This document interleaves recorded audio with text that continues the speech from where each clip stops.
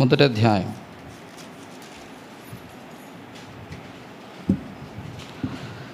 కీర్తనలు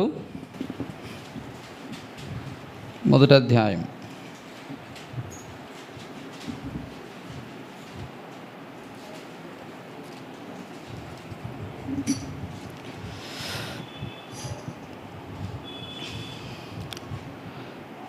కీర్తన గ్రంథము 3వ అధ్యాయం, కీర్తన గ్రంథం 3వ అధ్యాయము 5వ వచనం మనం అందరం కలిసి చదువుకుంటాం. కీర్తన గ్రంథం 3:5.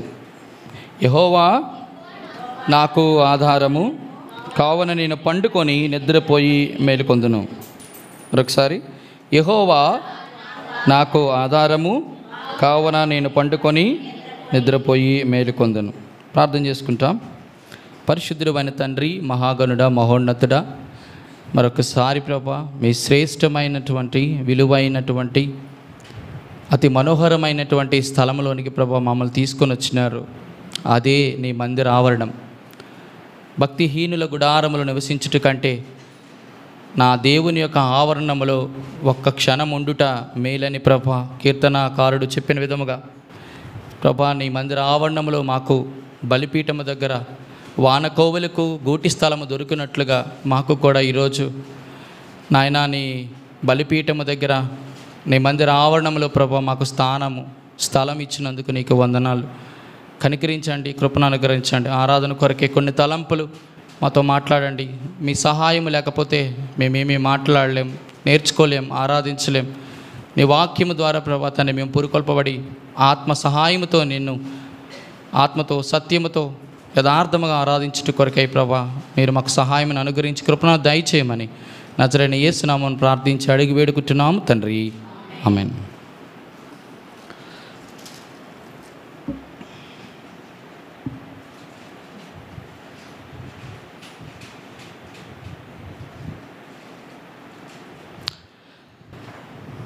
కీర్తనకారుడు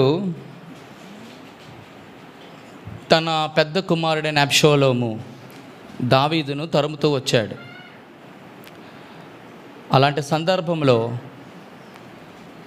భయానకమైన పరిస్థితుల్లో దావీదు పరుగులు తీస్తున్న టైంలో ఆశ్రయం లేదు, ఆనుకునే వారెవరు లేరు, సహాయానికి నోచుకోవడానికి పిలవడానికి కూడా ఎవరు దావీదు పక్షంలో లేని సమయంలో దావీదు ఒక మాట, చక్కటి మాట ఇక్కడ రాస్తూ వచ్చాడు. యెహోవా నాకు ఆధారం. చూడండి, చాలా లోతులో మనం ఆలోచించినట్లయితే ఈ ప్రపంచంలో చాలామందికి చాలా ఆధారాలు ఉంటాయి. బైబిల్ గ్రంథంలో వచనాలు నేను చెప్పడం వల్ల పడదు, కానీ కొంతమంది గుర్రములను బట్టి రౌతులను బట్టి ఆధారం చేసుకుంటారట. కొంతమంది తమ జ్ఞానాన్ని ఆధారం చేసుకుంటారు, కొంతమంది సౌందర్యాన్ని ఆధారం చేసుకుంటారు, కొంతమంది వారి పక్షమున నిలిచేటటువంటి బంధువులని ఆధారం చేసుకుంటారు, కొంతమంది తమ ఆస్తిని ఆధారం చేసుకుంటారు, కొంతమంది తమను రక్షింపగలవేమని దేవతలను ఆధారం చేసుకుంటారు, కొంతమంది తమ స్వబుద్ధిని ఆధారం చేసుకుంటారు. కానీ భక్తుడైనటువంటి దావీదు అంటాడు, ఇవేవి కూడా నాకు ఆధారము కాదయ్యా. ఆధారము అంటే నేను ఒక 3 మాటలు చెప్తాను. సాధారణంగా ఈ ఆధారం అనేటువంటి మాట 3 కోవలలో మనం ఆలోచించవచ్చు.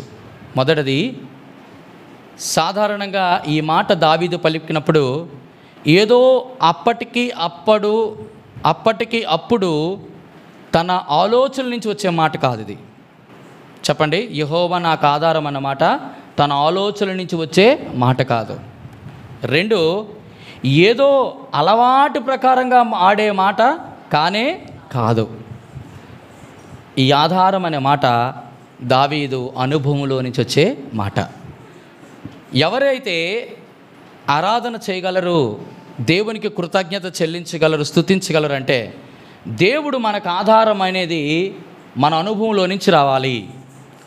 మన ఆలోచనల నుంచి కాదు, మన అలవాటుల నుంచి కాదు, మన ఆచారముల నుంచి కాదు, కేవలము అనుభవంలో నుంచి. ఈరోజు ఈ అనుభవం నీదే అయితే, నాదే అయితే, మనందరిదే అయితే ఈ మాట మనం పలుకుతాం. ఏమని? యెహోవా నాకు ఆధారం. అందుకే ఒక భక్తుడు చక్కగా రాశాడండి పాట. ఆధారం నీవేనయ్యా, నాకు ఆధారం నీవేనయ్యా, కాలము మారినా కష్టాలు తీరినా కారణం నీవేనయ్యా, యేసయ్యా కారణం నీవేనయ్యా. ఏంటట? కాలము మారినా కష్టాలు తీరిన కారణం నీవేనయ్యా. మనుషులను చూచుట ద్వారా, మనుషులను ఆశ్రయించుట ద్వారా, మనుషుల మీద ఆనుకొనుట ద్వారా మనకు ఆధారము లేదు, రాదు, లభించదు. దావీదు చక్కగా ఈ మాట రాస్తున్నప్పుడు అనుకుంటాను, దేవా, ఒకవేళ దావీదు లాంటిది కూడా నాదే అనుభవం అయితే ఈ ఆధారం అన్నమాట నా ఆత్మీయతలో నుంచి, అనుభవంలో నుంచి రావాలి తప్ప నా ఆలోచనల నుంచి, నా అలవాట్లలో నుంచి, నా ఆచారంలో నుంచి ఎప్పుడు కూడా రాకూడదు. ఈరోజు ఒక మాట అడుగుదాం. యెహోవా నాకు ఆధారం అని ఎందుకు చెప్పాడు? సాధారణంగా ఆధారం అనేటువంటి మాట ఎప్పుడు మనకు వస్తుందంటే 3 సందర్భాల్లో ఇప్పుడు వస్తుంది. ఎందుకో తెలుసా? నెంబర్ 1 ఎప్పుడంటే మానవుడు ఆపత్కాలంలో ఉన్నప్పుడు. ఏంటట? ఇప్పుడు అందుకే ఆపత్కాలంలో నేను నమ్ముకోదగిన సహాయకుడు అంటారు. ఆపత్కాలంలో ఏం కావాలి? సహాయం కావాలి. అలాంటి ఆపత్కాలంలో మనకి సహాయం ఇవ్వగలిగిన వాడు ఎవరంటే దేవాది దేవుడు యేసు ప్రభు తప్ప వేరొకరు కాదు. ఇది అందరికీ తెలిసిన విషయమే, కానీ ఇట్లా జ్ఞాపకం చేస్తూ ఉన్నాను. రెండవది, నశించిపోతున్న టైంలో అయ్యా నేను నశించిపోయాను, నాకు సహాయము చెయ్యండి. నశించిపోయే సమయంలో మనకి ఖచ్చితంగా మనకు ఆధారము కావాలి. ఆపత్తు కాలంలో కావాలి, నశించిపోయే సమయంలో కావాలి. మూడవది, మహాభయంకరమైనటువంటి పరిస్థితి. అది ఎలాంటి పరిస్థితి అంటే ఇంకా అందులో నుంచి ఎవ్వరు కూడా మనల్ని తీసుకొని రాలేరు. అంటే అర్థం ఏంటో తెలుసా? ఉదాహరణకి ఇలా చెప్తాం. ఒక దొంగ ఊబులో మనం కూరుకుపోతే ఇంకొకరు రక్షించాలంటే ఆ ఊబులో నుంచి ఇంకొక వ్యక్తి చెయ్య అంది మనకు పైకి తీసుకురావాలంటే అంత చెయ్యి పొడవు ఉండదు, అంత రాలేరు. పోనీ అందులోకి వెళ్ళి రక్షిద్దామంటే వీడిని రక్షించిపోయి ఇతను కూడా లోపలికి వెళ్ళిపోయేటటువంటి పరిస్థితికి ఉంటుంది. అంటే నేను ఇప్పుడు ఏం జ్ఞాపకం చేస్తానంటే, మనము ఏదైతే పైకి రాలేమో, ఏదైతే బయటికి రాలేమో, ఏదైతే మనము త్యజించి బయటికి రాలేమో దానిలో నుంచి ఒక భక్తుడు ఇట్లా చెప్పొచ్చు, అయ్యా ఆపత్కాలంలో నాకు ఆధారము నీవే, నేను నశించిపోతున్నప్పుడు నాకు ఆధారము నీవే, నేను దిగిపోతున్న పరిస్థితుల్లో నుంచి నాకు ఆధారము నీవే. నిజంగా దావీదు ఈ ఆధారమైన మాట, ఈ అనుభవం ఎందుకు అనంటే ఏదో భౌతికమైన ఆపత్కాలము, భౌతికమైనటువంటి చెప్పండి దొంగ ఊబిలో దిగిపోయినప్పుడు ఏదో భౌతికమైన నశించిపోవడం గురించి దావీదు చెప్పడం లేదు.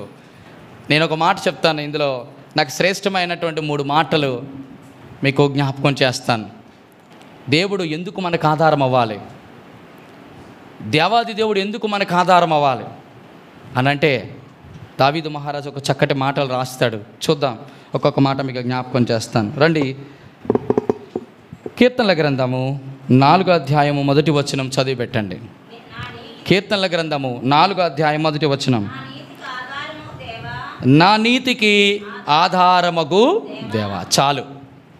మొదటిది, యెహోవా నాకు ఆధారము. దేనికి? ఏ నీతికి? నా నీతికి.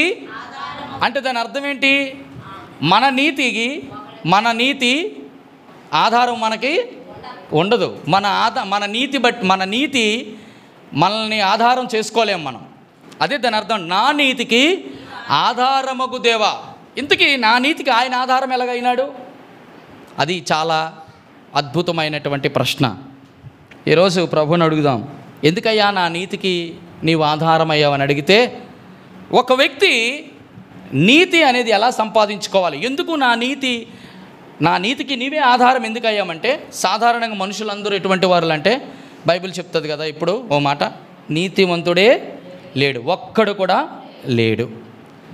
అందరూ పాపం చేసి దేవుడు అనుగ్రహించే మహిమను ఇది అందరికీ తెలిసిన విషయం, కానీ కొంచెం లోతుల్లోకి వెళ్దాం. నా నీతికి ఆధారము దేవా అని దావీదు తన అనుభవం నుంచి ఎందుకు చెప్తున్నాడంటే, అబ్షాలోము తరుముతున్నప్పుడు ఏమి తన వెంట వస్తుందో చెప్తారా? అబ్షాలోము తన తండ్రిని తరుముతున్నాడు. అబ్షాలోము తన పెద్ద కుమారుడు అదోనియా తర్వాత అబ్షాలోము. తెలుసా మీకు? అదోనియా తర్వాత అబ్షాలోము. నా తండ్రిని ఎలాగైనా చంపాలి. ఎందుకు? రాజ్యం. తండ్రి బ్రతికున్నంత వరకు మనకి రాదు. గొప్ప చాలా విచిత్రమైన బైబిల్లో కుమారులే తండ్రులను తరిపేటువంటి వృత్తాంతాలు ఉన్నాయి. ఇక్కడ గమనించండి, నా నీతికి ఆధారమగు దేవాని దాని అర్థం ఏంటంటే, ఒక వ్యక్తి అనగా తండ్రిని కుమారుడు తరుముతున్నప్పుడు ఏం చేస్తుంటాడు తండ్రి? ఆ వృద్ధాప్యములో ఆ వయసు పైబడినప్పుడు, వినాలి, నా వైపు చూసి వినాలి, పైబడుతున్నప్పుడు అరణ్యము గుండా ఎడారి గుండా అనేకమైన రాళ్ల మధ్య నడుస్తున్నప్పుడు మీరు గమనించండి, ఒక రాజు, ఇజ్రాయేలు 12 మంది గోత్రాలకి రాజు, నిర్విరామంగా 40 సంవత్సరాలు పరిపాలించిన రాజు, ఎంతో మందిని చెప్పండి శత్రువులని జయించగలిగినటువంటి రాజు ఎవరి చేతుల నుంచి తరంబడుతున్నాడు? ఎంత దౌర్భాగ్యమైన పరిస్థితి.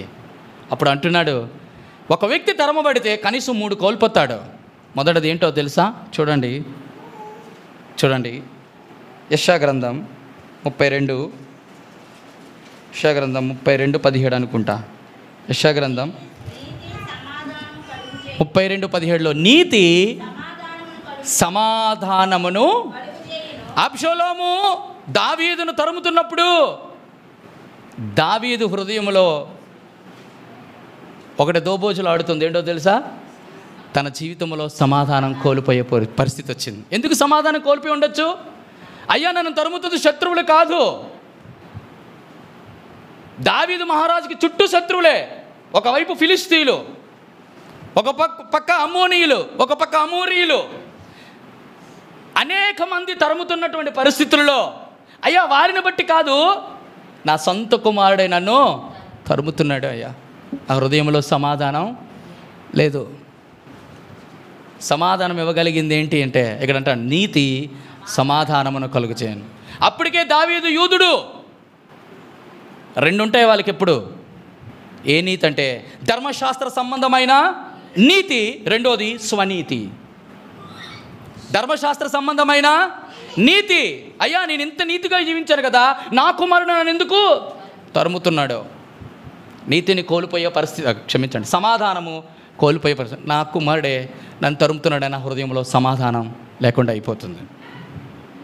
కుమారుడు తోటివాడు, రక్త సంబంధి, నా సొత్తు తరుముతూ ఉన్నాడు. రెండోది చూడండి, యెషయా గ్రంథం, క్షమించండి, సామెతల గ్రంథం 10వ అధ్యాయం, సామెతల గ్రంథం 10వ అధ్యాయం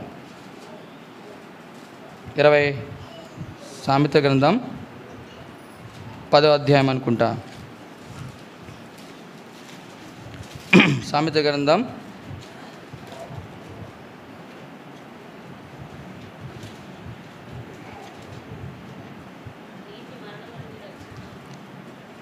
20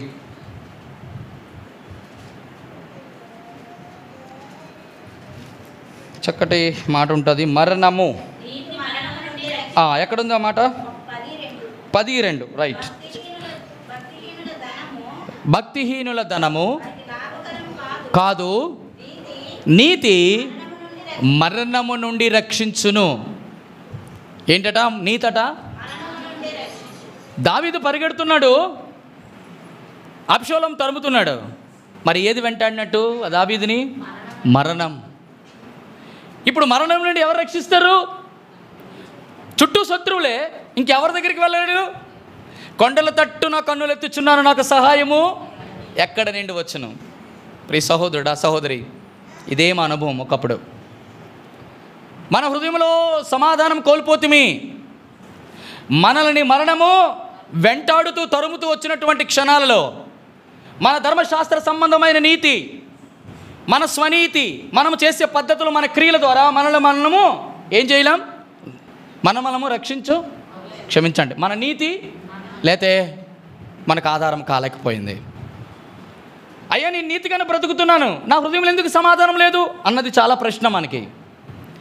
నేను నీతిగా బ్రతుకుతున్నాను, ఏ పాపం చేయలేదు అనుకుంటాం, నీతి కార్యాలు చేస్తున్నాడు. అందుకే దేవాదేవుడు అంటాడు, నీవు నీతిమంతుడివి కానీ ధర్మశాస్త్ర సంబంధమైన నీతి, నీవు నీతిమంతుడువు స్వనీతి.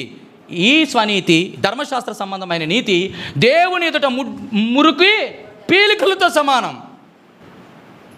ఆయన దేవుడు ఇలా తీసుకొని వస్తే ఆయన చూస్తాడట, అయ్యో ఎంత మురుకుగా ఉన్నాయేటయ్యా అంటాడు. నీతి అంటే అర్థం ఏంటంటే పరిశుద్ధత అని అర్థం. నీతి అంటే అర్థం ఏంటి? దేని ద్వారా మనం పరిశుద్ధపరచబడలేకపోయాం. ఇప్పుడు ప్రభువుని అడుగుదాం, ఇంతకీ మన సమాధానం, మరణం నుంచి రక్షించేది ఏంటి అంటే ఆయన రక్తము ద్వారా మనం నీతిమంతులుగా తీర్చబడ్డాం. అబ్బా ఎంత అద్భుతం! రక్తము దేని ద్వారా వచ్చింది? ఆయన పొందిన దెబ్బల చేత, ఆయన కార్చిన రక్తము వలన మనమందరం కూడా నీతిమంతులుగా తీర్చబడుట ద్వారా నా హృదయంలో పోయిన సమాధానం వచ్చింది. మరణము నన్ను వెంటాడకుండా చెప్పండి మనల్ని రక్షించింది ఆ నీతి. ఇలాగా మరణం వెంటాడే టైంకి యేసు ప్రభు రక్తం ఏం చేసింది? అడ్డుపడింది. ఇప్పుడు చెప్తాం, దేవా ధర్మశాస్త్ర సంబంధమైన నీతి కాదు, నా స్వనీతి కాదు, కేవలం నీ ప్రియకుమారుడైన ప్రభు అయిన యేసుక్రీస్తు వారి కార్చిన రక్తము ద్వారా నాకు సమాధానము, మరణం నుండి నాకు రక్షణ కలిగింది. ఎంత అద్భుతమైన మాట! ఈరోజు నీది నాది అనుభవం అయితే ఈరోజు ఈ మాట చెప్తాం, నా నీతికి ఆధారమైన దేవా. ఇది ఆలోచన నుంచి వచ్చింది కాదు, ఇది అలవాటు పూర్వకంగా వచ్చేది కాదు, ఇది కేవలం మనము అనుభవించాం. యేసు ప్రభు నమ్మిన తర్వాత హృదయంలో సమాధానం ఉందా లేదా? సమాధానం అనేది నీ హృదయంలో ఏదో ఒకటి జరుగుట ద్వారా వెళ్ళిపోయేది. ఇప్పుడు గమనించండి, దేవుడిచ్చినటువంటి సమాధానం డబ్బు పోయినంత మాత్రాన, బిడ్డలు పోయినంత మాత్రాన, తండ్రులు పోయినంత మాత్రాన, తల్లులు పోయినంత మాత్రాన, మనకున్న ఆస్తి పోయినంత మాత్రాన, ఆరోగ్యాన్ని పోయినంత మాత్రాన, ఐశ్వర్యం పోయినంత మాత్రాన ఈ సమాధానం ఎవ్వరూ తీయలేరు. అవునా కదా? అది దేవుడిచ్చే సమాధానం. ఇది ధర్మశాస్త్ర సంబంధమైన సమాధానం కాదు, మన స్వనీతి ద్వారా సంపాదించుకుంది కాదు. ఒక మాట ఇలా జ్ఞాపకం చేద్దాం, నా నీతికి ఆధారమగు దేవా, నీ నీతి నాకు సమాధానం ఇచ్చింది, నీ నీతి నాకు మరణం నుండి రక్షించిందయ్యా. ఎవ్వరూ చేయలేకపోయారు. నా జ్ఞానం, నా అందం, సౌందర్యం, ఆస్తి, బంధువులు, మిత్రులు, స్నేహితులు, ఇరుగు పొరుగు వారు, మనకున్న వాళ్ళు ఎవరైనా, మన స్వనీతి కూడా మనల్ని నీతిమంతులుగా తీర్చలేకపోయింది. యేసు ప్రభు దగ్గరికి వచ్చి ఆరాధన చేసేవాళ్ళు, నా నీతికి ఆధారమగు దేవా. రెండో మాటకు వస్తాం. రెండో మాట చూడండి, కీర్తనల గ్రంథం 118:14. కీర్తనల గ్రంథం 118:14. యెహోవా నా దుర్గము, నా గానము. ఏ ఆధారం ఇది? మొదటి ఆధారం నీతికి ఆధారం. రెండోది ఏంటి? నా రక్షణకు ఆధారమైన దేవా. రక్షణకు ఆధారమవ్వడం అంటే అర్థమేంటో 2 వచనాలు ఇంకొకటి మీకు చూపిస్తాను. చూడండి, కీర్తన గ్రంథము 25వ అధ్యాయం 5వ వచనం. క్షమించండి, యెషయా గ్రంథం, అది కూడా చదవండి. కీర్తన గ్రంథం 25:5. కీర్తనల గ్రంథం 25:5. నన్ను నీ సత్యమును అనుసరింపజేసి నాకు ఉపదేశము చేయుము. నీవే నా రక్షణకర్తవైన. చెప్పండి, మొదటిది ఏంటి? నా రక్షణకు ఆధారం అంటే నా రక్షణకు కర్త. మూడో మాట చూస్తాం, యెషయా గ్రంథం 12వ అధ్యాయం 2వ వచనం.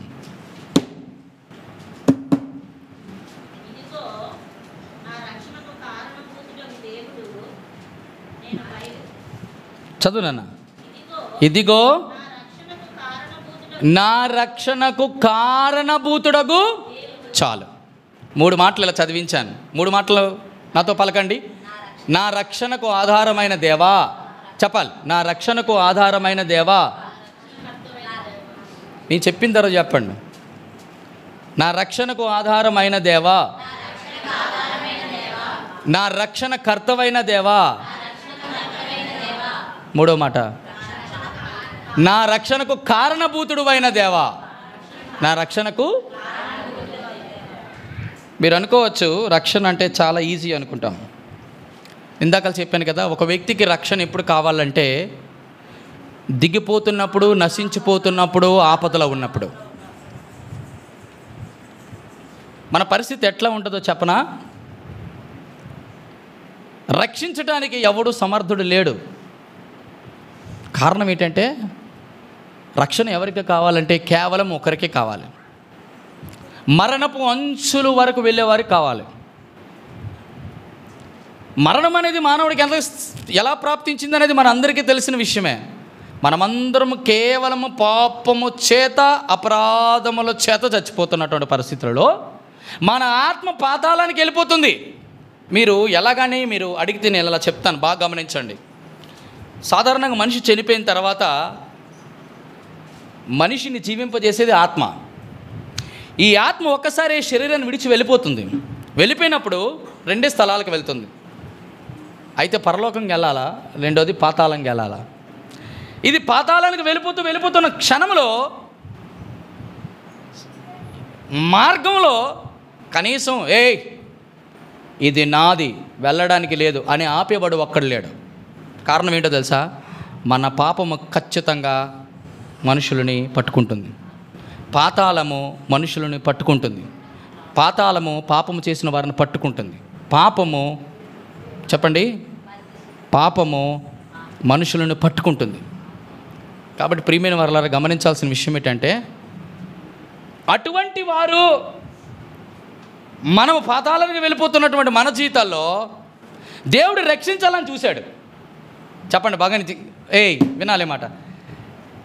పాతాళం వెళ్ళిపోతున్నటువంటి వారిని దేవుడు రక్షించాలని చూస్తే, ఏటయ్యా రక్షించబడకపోవడానికి మనకి ఏమైనా అడ్డులు ఉన్నాయంటే చూడండి, యెషయా గ్రంథం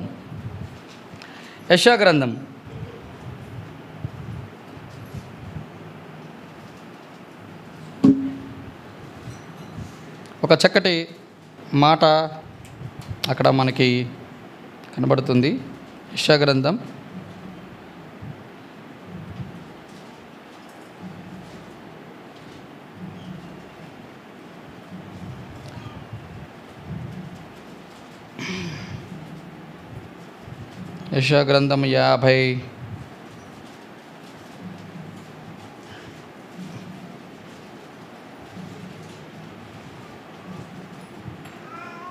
59 అనుకుంటా. చూడండి మొదటి వచనమా. యెషయా గ్రంథం, రక్షింపబడే నేరకయుండునట్లు యెహోవా హస్తము కురచ కాలేదు, విననేరక ఉండినట్లు ఆయన చెవులు మందం కాల.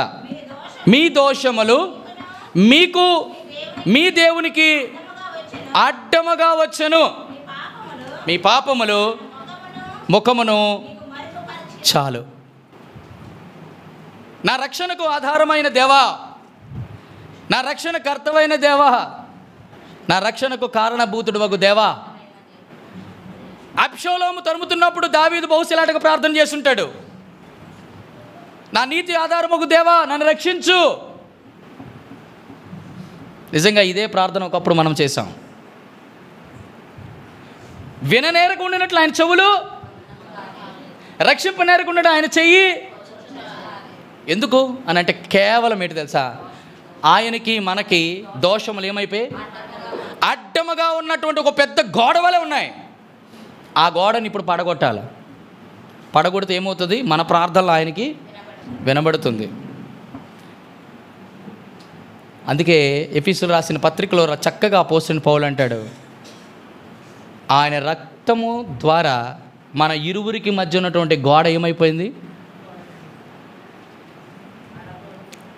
ఆయన పడగొట్టాడంట. ఏ గోడ ఇది? మనుషులు దేని ద్వారా కొట్టి దాన్ని విరగొట్టేంత సాహసము చేయలేదు. ఇప్పుడు దేవాది దేవుని దగ్గరికి ఈ ప్రార్థన వెళ్ళడానికి ఆ దోషములే అడ్డుగోడగా మిగిలిపోతే వినాలి. ఆ గోడను పగలగొట్టేది కేవలం ఒకటే, యేసు ప్రభువారి యొక్క రక్తం. ఇంక ఏది కూడా పడగొట్టలేదు. అప్పుడు ఏమైందంటే మనల్ని రక్షించినాడు వెంటనే, పాతాళంలోకి వెళ్ళకుండా. మీరు అనొచ్చు, మనం ప్రార్థన చేస్తే ఆయన రక్షించడం అనుకుంటామా? కాదు. ఎలా రక్షించడం నేను జ్ఞాపకం చేస్తాను. రెండో మాట ఎలా జ్ఞాపకం చేసుకుందాం. చూడండి, ఇర్మియా గ్రంథం 4:14 రక్షింపబడకపోవడానికి మన కారణాలు చూస్తున్నాం. యెరూషలేమా, నీవు రక్షింపబడినట్లు నీ హృదయములను చెడుతనమును చాలు. ఏమంటున్నాడు దేవుడు? యెరూషలేమా, నీవు రక్షింపబడినట్లు నీ హృదయంలోని, అంటే అర్థం ఏంటంటే హృదయంలో ఎవరికైతే చెడుతనం ఉంటుందో, ఎవరైతే చెడిపోయినారో వారు రక్షింపబడరు. వారు ఖచ్చితంగా ఎక్కడికి వెళ్ళాలి? పాపం వల్ల వచ్చేటువంటి జీత మరణమే, ఇంకా పాతాళమే మనకి. అలాంటి పరిస్థితుల్లో దేవాదేవుడు ఎంత గొప్పగా చేశాడంటే జ్ఞాపకం చేస్తున్నాడు. ఇప్పుడు నీ హృదయంలో చెడుతనం ఉంది, కడిగి వేసుకో. ఇప్పుడు కడిగి వేసుకోవడానికి ఏం చేస్తున్నాం? అందరూ కూడా వేరే మార్గాలు, వేరే పద్ధతులు అనుసరిస్తున్నాం. కానీ హృదయంలో చెడుతనం మాత్రం కడిగితే ఏమవ్వాలా? ఎందుకు కడుక్కోమంటున్నాడు? హృదయం ఏమైపోయింది? మలినమైపోయింది. హృదయం ఏమైపోయింది? చెడిపోయింది. హృదయం ఏమైపోయింది? కల్మషంతో నిండిపోయింది. ఇప్పుడు దాన్ని కడగాలంటే కడిగేది ఏదో కావాలి. ఇప్పుడు అంటాడు యెషయా గ్రంథం 1:19 రండి మన వివాదమును తీర్చుకుందాము, మీ పాపములు రక్తము వలె ఎర్రగా ఉన్నను, అవి హిమము వలె తెల్లబడతాయంట. గమనించండి, హృదయాన్ని తెల్లగా చేసేది, మన హృదయంలో ఉన్న చెడుతనం కడిగివేసేది ఒకటి ఈ ప్రపంచంలో, ఆయన రక్తం. మీరు అడగొచ్చు, మేము ఆ హృదయం చెడుతనము కడుక్కోవడానికి, మా ప్రార్థనలు చేస్తే దేవుడు ఆ ప్రార్థనలు రక్షించడానికి మనకంటూ ఒక నిరీక్షణ ఆధారమే లేదు. ఉందా? ప్రార్థన చేసేటువంటి మనం ప్రభు నమ్మకం మునుపు ప్రార్థన చేసాం, దేవా కడుగు, దేవా ప్రభా తీసివేన ప్రార్థనలు ఆలకించంటే ఎవరున్నారు? అసలు ఇంతకీ వాటికి చెవులు ఉంటే కదా, మాటలుంటే కదా, నోరుంటే కదా మనం చేసే ప్రార్థనలైనా చెయ్యుంటే ఏంటి రక్షించడానికి. ఇక్కడ దేవుడు అంటున్నాడు, నేను రక్షించాలని అనుకుంటున్నాను, కానీ మీ దోషములు అడ్డంగా ఉండిపోయాయి. నేను రక్షించాలనుకుంటున్నాను, కానీ హృదయంలో చెడుతాను. మరి ఎలాగా? కాలము సంపూర్ణమైనప్పుడు దేవాదేవుడు తన ప్రియకుమారుడైన యేసు ప్రభుని లోకానికి పంపించి ఒకే ఒకటి బలి అర్పించి ఆ సిలువ యాగము ద్వారా, రక్తము ద్వారా నీ హృదయములను చెడుతాను, నా హృదయం, మనందరి హృదయంలో చెడుతానని, నీకు నాకు మధ్య ఉన్నటువంటి దోషముల గోడని ఏం చేశాడు? ఆయన సిలువ యాగము ద్వారా ఏం చేశాడు? పడగొట్టాడు. దీనికి కారణం ఏంటి? మనం చేసేటువంటి క్రియల వల్ల కాదు మనం రక్షించబడ్డాం. 3 కారణాలు చెప్తాను చూడండి. ఒక మాట జ్ఞాపకం చేస్తుంది. కీర్తన గ్రంథం 31:16 కీర్తన గ్రంథం 31:16 త్వరగా రండి.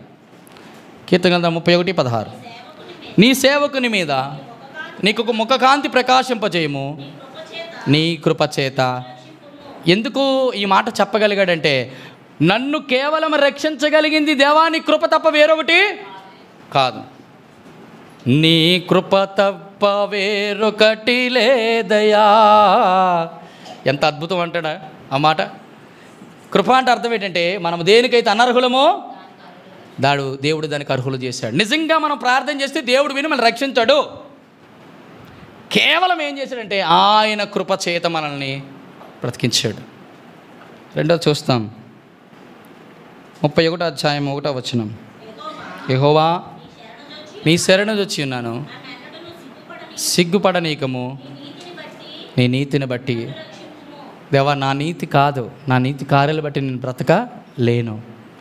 నీ కృప ద్వారా నన్ను రక్షిస్తావు, నీ నీతి ద్వారా నన్ను రక్షిస్తావు. నీతి అంటే అర్థం ఏంటంటే నేను చెప్పాను, పరిశుద్ధత. పరిశుద్ధత అంటే పరమ పవిత్రుడైనటువంటి దేవుని రక్తము తప్ప ఏ మనుషుడు పవిత్రుడుగా ఎంచబడడు చేయను. అందుకే నరుడుకు పుట్టిన ఏ మనుషుడు దేవుని దృష్టికి పవిత్రుడు కాలేడు, కాబోడు. 3వ మాట కీర్తన గ్రంథం 22:5 క్షమించండి 54 కీర్తన గ్రంథం 54:1 కీర్తన గ్రంథం 54:1 దేవా నీ నామమును బట్టి ఎందుకు నామమును బట్టి. నామము ఏ నామం ఇది? నామం అంటే గుణలక్షణము. ఏమిటా గుణలక్షణము? యేసుక్రీస్తు ప్రభువారి యొక్క మొట్టమొదటి నామం ఏంటి ఈ లోకంలో పుట్టినప్పుడు అంటే, వారి పాపము నుండి ఆయనే రక్షించును గనుక ఆయన యేసు అని పేరు. యేసు అనే పేరుకి అర్థం రక్షకుడు. వారి పాపము నుండి రక్షించగలిగినది యేసుక్రీస్తు ప్రభు అనే రక్షకుడు తప్ప వేరొకరు. అదే ఆయన పేరు. ఈరోజు జ్ఞాపకం చేస్తున్నాను ప్రియమైన వారలారా, నీవు నేను రక్షించబడింది కారణం నీకు నాకు మన అందరికి మధ్య, దేవుడికి మధ్య ఉన్నటువంటి పెద్ద దోషము, అపరాధముల, పాపముల గోడ కొట్టేది, ఎరగొట్టేది, మన హృదయంలో చెడుతనం కడిగి వేసేది కేవలం ఏంటో తెలుసా? ఆ ప్రియ ప్రభు అయిన యేసుక్రీస్తు ప్రభు వారి యొక్క రక్తం. ఆ రక్తము బలియాగము ద్వారా, అర్పణ ద్వారా, ఆ బలిపీఠం మీద, శిలువ అనేటువంటి బలిపీఠం మీద ప్రభు నిన్ను నన్ను ప్రేమించాడు కాబట్టి కృప చూపించాడు, నీతి ద్వారా రక్షించాడు, ఆయన నామమును బట్టి రక్షించాడు. నా నామం ఏంటో తెలుసా? రక్షించే నామం. అందుకే దావీదు అంటాడు, యెహోవా నాకు ఆధారం. మొదటిది నీతికి ఆధారం, రెండవది రక్షణకు ఆధారం. ఒకవేళ యేసుక్రీస్తు ప్రభువారు మనకు రక్షకుడు కాకపోతే ఈ మూడు మాటలు మనం చెప్పలేం. నా రక్షణకు ఆధారమైన దేవా, నా రక్షణకు కర్త అయిన దేవా, నా రక్షణకు కారణభూతుడైన దేవా. ఈరోజు నీ అనుభవం నీది నాదైతే ఇలా చేద్దాం ఆరాధన. నా నీతికి ఆధారమగు దేవా నీకు స్తోత్రం, నా రక్షణకు ఆధారమైన దేవా నీకు స్తోత్రం. మూడో మాట చూసి మనం ముగిస్తాం. ఇర్మియా గ్రంథం 50:7. ఇర్మియా గ్రంథం 50:7.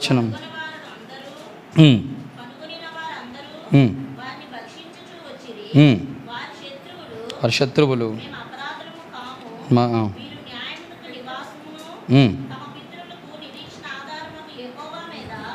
మా పితరులకు నిరీక్షణకు ఆధారమైన యెహోవా. యెహోవా నాకు ఆధారం. దేనికి ఆధారం?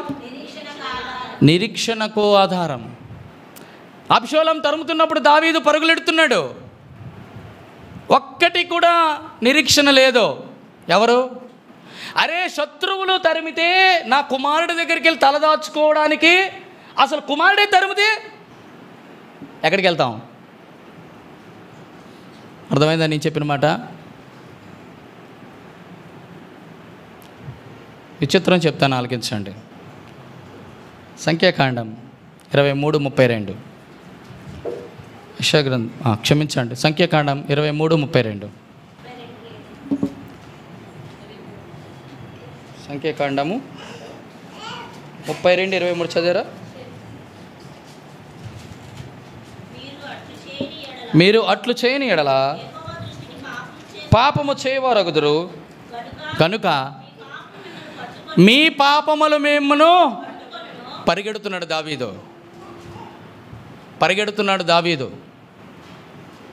పట్టుకుంటున్నాడు అబ్షాలోము. కానీ ఇక్కడ మన పాపములు మనల్ని తరుముతున్నాయి. ఖచ్చితంగా ఒకరోజు మనల్ని ఏం చేస్తాం?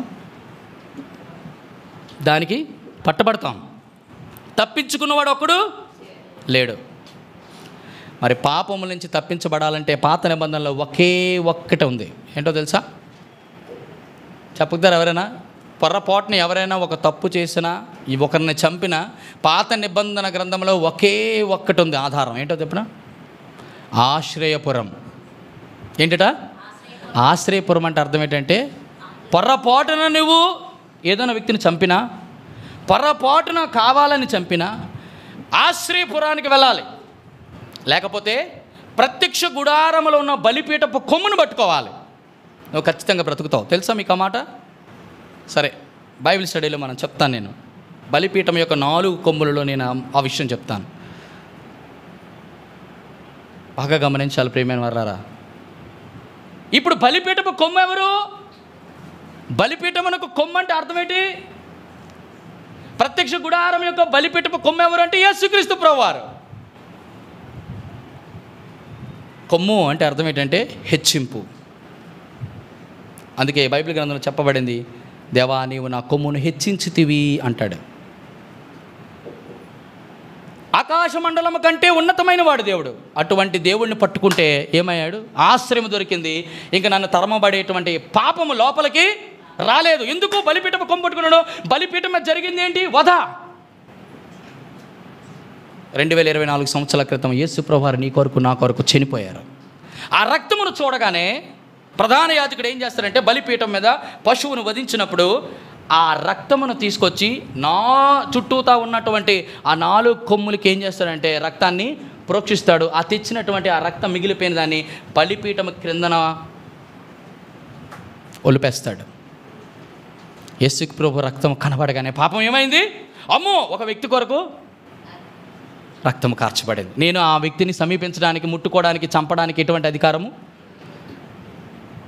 ఆ రోజుల్లో పాత నిబంధనల గ్రంథంలో ఆశ్రయపురము, ప్రత్యక్ష గుడారంలో బలిపీఠపు కొమ్ము ఆధారం అయితే, ఈరోజు మన పాపములను తరుగుతున్నప్పుడు మనకు ఆధారము, నిరీక్షణ ఆధారము మన ప్రభు అయిన యేసుక్రీస్తు వారు. మరణం వల్ల వెంటాడుతుంది, చంపేద్దాం అనుకుంది. భౌతిక మరణము పాపానికి వచ్చింది, ఆత్మకు లేదు. మన నిరీక్షణ ఏంటో తెలుసా? ఈరోజు నేను చనిపోయినా నా ప్రభు రాబోతున్నాడు, నేను తిరిగి ఆయనతో పాటు లేస్తాను. అది శుభప్రదమైన నిరీక్షణ అంటాడు. యేసు ప్రభుని ఎందుకయ్యా మనం మిగతా వాళ్ళకి మనకి ఏంటి ఆ డిఫరెన్స్ అంటే, ఈ ఒక్కటే, వారికి నీతికి ఆధారం లేదు, వారికి రక్షణకి ఆధారమే లేదు, నిరీక్షణకు ఆధారం అసలే. ఇప్పుడు ప్రభు దగ్గరికి వచ్చి మనం చెప్పబడినటువంటి ఆధారం ఏంటో తెలుసా? మాట ఏంటంటే, యెహోవా నీవే నాకు నా నీతికి, నా రక్షణకు, నా నిరీక్షణకు అంటూ దేవుని ఎదుట సాగిలపడి మనం ఆరాధన చేస్తాం. దేవుడి మాటలు దీవించునుగాక. Amen, amen, amen.